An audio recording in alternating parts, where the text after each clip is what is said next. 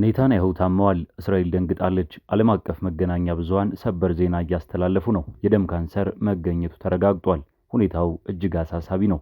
መላው ዓለም በትኩረት እየተከታተለው ይገኛል። የእስራኤል ፖለቲካ ምስቅልቅሉ የወጣ ይመስላል። የመካከለኛው ምስራቅ ውጥረት አዲስ ምዕራፍን ይዟል። መሪው በሞትና በሕይወት መካከል ናቸው ተብሏል። ይህ ዜና መላው አይሁዳውያንን አስደንግጧል። ጠላቶቻቸው ደግሞ በዝምታ እየታዘቡ ነው። ዛሬ የምናየው ትንታኔ ይህንን ታሪካዊ ክስተት የሚዳስስ ይሆናል። ትላንት ምሽት ከቴል አቪቭ የወጣ መረጃ እንደሚያመለክተው ለረዥም ዓመታት እስራኤልን በጠቅላይ ሚኒስትርነት የመሩት ቤንያሚን ኔታንያሁ በድንገተኛ የጤና እክል ወደ ሆስፒታል መወሰዳቸውንና በተደረገላቸው ጥልቅ ምርመራ የደም ካንሰር ወይም ሊውኬሚያ እንዳለባቸው ተረጋግጧል። ይህ ዜና በመላው እስራኤል እንደ መብረቅ የተሰማ ሲሆን ሀገሪቱ ካለችበት አስቸጋሪ የጦርነት ወቅት ጋር ተዳምሮ ነገሮችን ይበልጥ ውስብስብ አድርጎታል። ኔታንያሁ ለብዙ አስርት ዓመታት የእስራኤልን ፖለቲካ ማገር ሆነው የቆዩ መሪ ናቸው።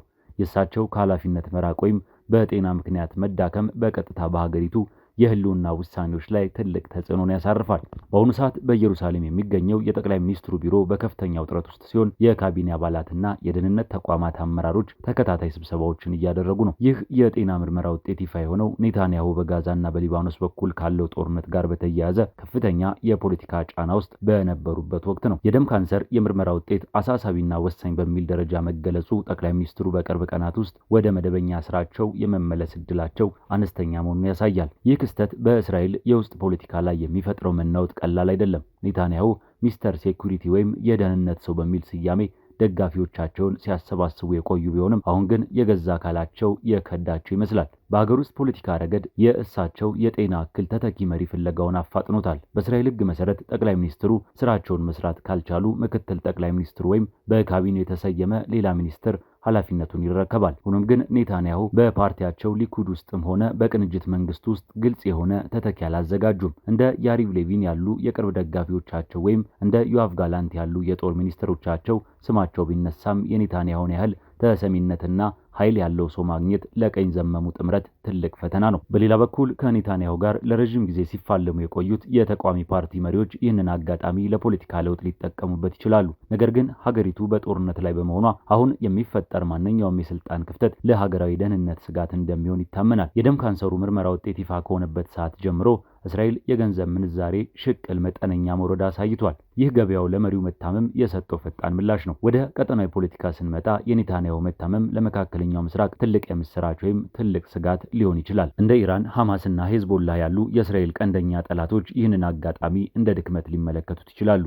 የእስራኤል የውሳኔ ሰጭነት ብቃት በመሪዋ መታመም ምክንያት ሊገታ ይችላል የሚል ግምት ካላቸው ጥቃቶቻቸውን የማጠናከር ፍላጎት ሊያሳድሩ ይችላሉ። ኔታንያሁ በግል ባህሪያቸው ለጠላቶቻቸው የማይበገሩና ጠንካራ ውሳኔዎችን በማሳለፍ የሚታወቁ በመሆናቸው የእሳቸው ከትዕይንቱ በስተጀርባ መሆን በጠላቶቻቸው ዘንድ አዲስ ስትራቴጂ እንዲቀረጽ ያደርጋል። ጋዛን መልሶ የመቆጣጠር ሂደት ላይ እንደሆነም እየተገለጸ ይገኛል። የኔታንያሁ ቤተሰቦችና የቅርብ አማካሪዎች ጠቅላይ ሚኒስትሩ አሁንም በንቃት ላይ መሆናቸውን ለመግለጽ ቢሞክሩም የካንሰር ሕክምና የሚጠይቀው ጊዜና የጤና ሁኔታ ግን ይህንን ለመቀበል አስቸጋሪ ያደርገዋል። ከዓለም አቀፍ መሪዎች አንጻር የአሜሪካው ፕሬዝዳንትና የአውሮፓ መሪዎች የኔታንያሁን ጤና በተመለከተ ምንም ያሉት ነገር የለም። ዋይት ሀውስ ጉዳዩን በቅርብ እንደሚከታተልና ለእስራኤል ያለውን ድጋፍ እንደማይናወጥ ቢገልጽም በውስጥ በኩል ግን ከኔታንያሁ በኋላ ስለሚመጣው መሪ ማሰብ መጀመራቸው ተሰምቷል። አሜሪካ ከኔታንያሁ ጋር በነበራት ግንኙነት ብዙ ጣውረዶችን ያሳለፈች ቢሆንም በዚህ አስቸጋሪ ወቅት ግን መሪውን ማጣቱ ቀጠናውን ወደ ባሰ ትርምስ ሊከተው ይችላል የሚል ስጋት አላት። በተለይም በሊባኖስ ድንበር ላይ ያለው ውጥረት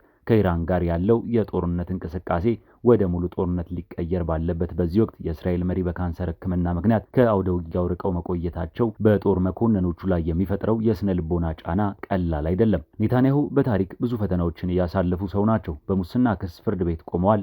በከባድ ህዝባዊ ተቃውሞ ተወጥረዋል። በምርጫ ሽንፈት ደርሶባቸዋል። ሆኖም ግን ሁልጊዜም እንደ ፊኒክስ ወፍ ከአመድ ላይ ተነስተው ስልጣን ላይ የመውጣት ልዩ ችሎታ ነበራቸው። አሁን ግን የገጠማቸው ፈተና ከፖለቲካዊ ተቃውሟቸው ሳይሆን ማንም ሰው ሊቆጣጠረው ከማይችለው የተፈጥሮ ህግና ከጤና መታወክ ጋር ነው። የደም ካንሰር በአረጋውያን ላይ ሲከሰት ያለው የህክምና ሂደት ውስብስብና አድካሚ ነው። ይህ ደግሞ ኔታንያሁ ለረጅም ጊዜ የሚፈልጉትን የኃይልና የትኩረት ደረጃ እንዳያገኙ ያደርጋቸዋል። የእስራኤል ህዝብ ዛሬ በሁለት ተከፍሏል። ግማሹ ለጠቅላይ ሚኒስትሩ ፈጣን ምላሽና ጤና ሲጸልይ፣ ሌላኛው ወገን ደግሞ ሀገሪቱ ያለ ኔታንያሁ ወደፊት የምትጓዝበት መንገድን እያሰላሰለ ይገኛል።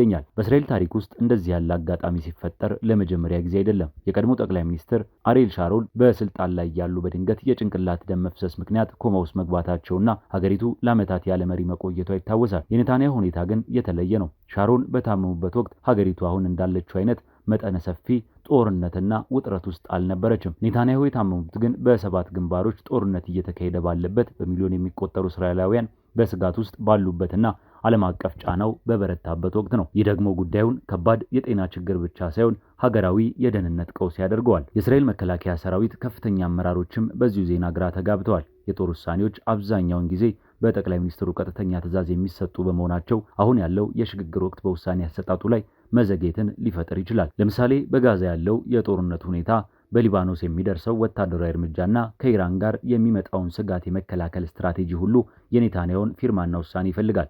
እርሳቸው በከባድ ሕክምና ላይ ሆነው እዚህ ውሳኔዎችን ማሳለፍ አይችሉም። ስለዚህም የደህንነት ካቢኔው በአስቸኳይ ስብሰባ ተቀምጦ የስልጣን ክፍተቱን የሚሞላበትን መንገድ መፈለግ ይኖርበታል። ሆኖም ግን ኔታንያሁ ከሚዲያ ላይ ባለመጥፋት ህመማቸውን ለመደበቅ ሲሞክሩ ተስተውለዋል። በእስራኤል ውስጥ ያሉ የሃይማኖት መሪዎችም በምኩራቦቻቸው ውስጥ ጸሎት እንዲያደርጉ ጥሪ አቅርበዋል። ኔታንያሁ ምንም እንኳን ብዙ ተቃዋሚዎች ቢኖራቸውም ለብዙ ኦርቶዶክስ አይሁዳውያንና የቀኝ ዘመም ደጋፊዎች ግን የእስራኤል ጋሻ ተደርገው ይታያሉ። የእርሳቸው መታመም የሞራል ውድቀት ሊያስከትል ይችላል የሚል ስጋትም አለ። በሌላ በኩል በቴል አቪቭ ጎዳናዎች ላይ በየሳምንቱ ኔታንያሁ ከስልጣን እንዲወርዱ ሲጠይቁ የነበሩ ተቃዋሚዎች አሁን ባለበት ሁኔታ ዝምታን መርጠዋል። የሰው ልጅ በጤናው ሲታወክ የፖለቲካ ልዩነት ለጊዜው ወደ ጎን ይባላል። ሆኖም ግን በፖለቲካ ኮሪደሮች ውስጥ ከኔታንያሁ በኋላ ማን የሚለው ጥያቄ በከፍተኛ ሁኔታ እየተብላላ ይገኛል። የደም ካንሰር ወይም ሉኬሚያ ሕክምናው ረዥም ጊዜ የሚወስድና የታካሚውን በሽታ የመከላከል አቅም በእጅጉ የሚቀንስ ነው። ኔታንያሁ በሕዝብ ፊት ቀርበው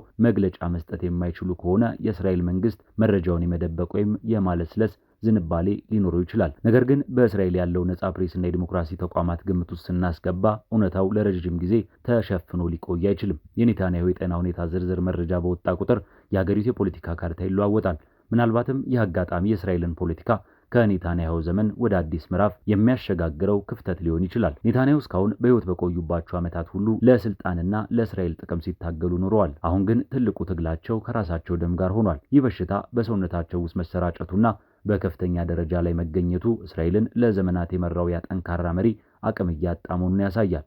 የዓለም መገናኛ ብዙሃን እንደ ቢቢሲ፣ ሲኤንኤን እና አልጀዚራ በየደቂቃው ከኢየሩሳሌም አዳዲስ መረጃዎችን እያነፈነፉ ይገኛሉ። ሁሉም የሚጠብቁት አንድ ነገር ነው። ኔታንያሁ ይህንን አስከፊ በሽታ አሸንፈው ይመለሳሉ ወይስ እስራኤል አዲስ መሪ ለመምረጥ ትገደዳለች? በክልላዊ ፖለቲካ ረገድ የሳውዲ አረቢያና የሌሎች የአረብ ሀገራት ምላሽም የሚጠበቅ ነው። እስራኤል በመካከለኛው ምስራቅ ሀገራት ልታደርግ የነበረውን የሰላም ስምምነት የግንኙነት መደበኛነት ሂደት በኔታንያሁ መታመም ምክንያት ሊስተጓጎል ይችላል።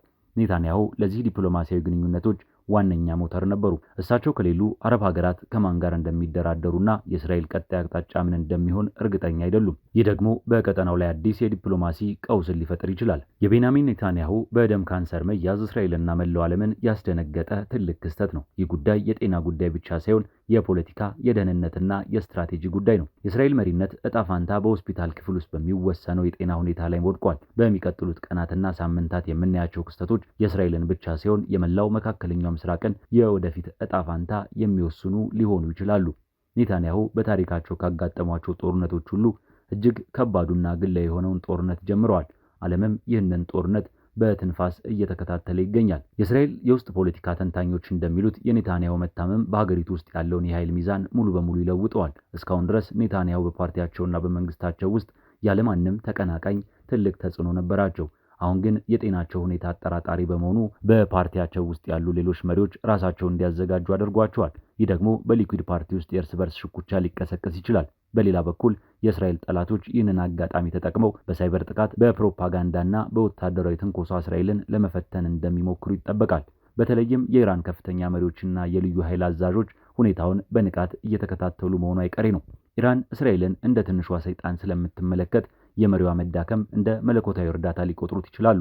ይህ ደግሞ በሶሪያና በሊባኖስ በኩል የሚደረገውን የጦር መሳሪያ ዝውውር ሊያበረታታ ይችላል። እስራኤል ይህ በኔታንያሁ ላይ የደረሰው የጤና እክል ለዓለም መሪዎች ትልቅ ትምህርት ነው። ስልጣንና ኃይል ምንም ያህል ቢበዛ የተፈጥሮ ሕግና የሰው ልጅ ደካማነት የማይቀሩ መሆናቸውን ያሳያል። ኔታንያሁ በሆስፒታል አልጋ ላይ ሆነው ስለ እስራኤል ደህንነት ሲያስቡ፣ መላው ዓለም ግን ስለ ኔታንያሁ ቀጣይ ዕጣ ፈንታ እያሰበ ነው።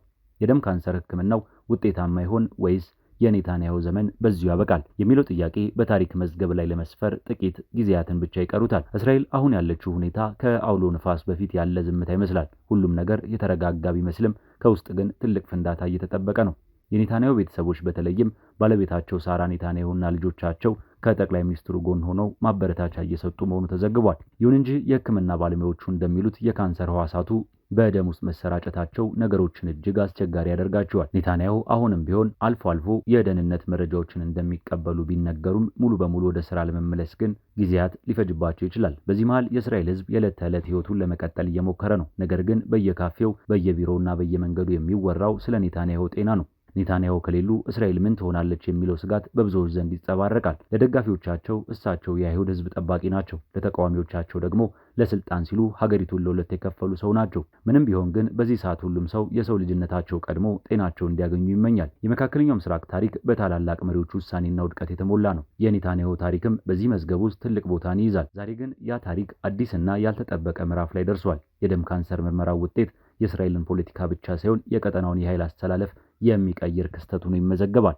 ኔታንያሁ በጽኑ ታመዋል። እስራኤልም አብራ ታማለች። ዓለምም በድንጋጤ ውስጥ ሆኖ የሚቀጥለውን ሰበር ዜና ይጠብቃል። የአንድ መሪ ጤና በሀገርና በዓለም ላይ ምን ያህል ተጽዕኖ ሊኖረው እንደሚችል ያሳያል። ኔታንያሁ የገጠማቸው ፈተና የእስራኤልን የዲሞክራሲ ጥንካሬና የተቋማቱን ብስለት የሚፈትን ይሆናል። ሀገሪቱ ይህንን አስቸጋሪ ወቅት አልፋ ወደ መረጋጋት ትመለሳለች ወይስ ወደ ባሰ ትርምስ ውስጥ ትገባለች የሚለው ጥያቄ ለጊዜው ምላሽ ባይኖረውም የኔታንያሁ የጤና ሁኔታ ግን የዚህ ሁሉ መልስ ቁልፍ ሆኖ ይቆያል። በመጨረሻም የኔታንያሁ መታመም ለሁሉም ሰው የሚያስተላልፈው መልእክት ቢኖር በፖለቲካው ዓለም ውስጥ ምንም ነገር እርግጠኛ እንዳልሆነ ነው።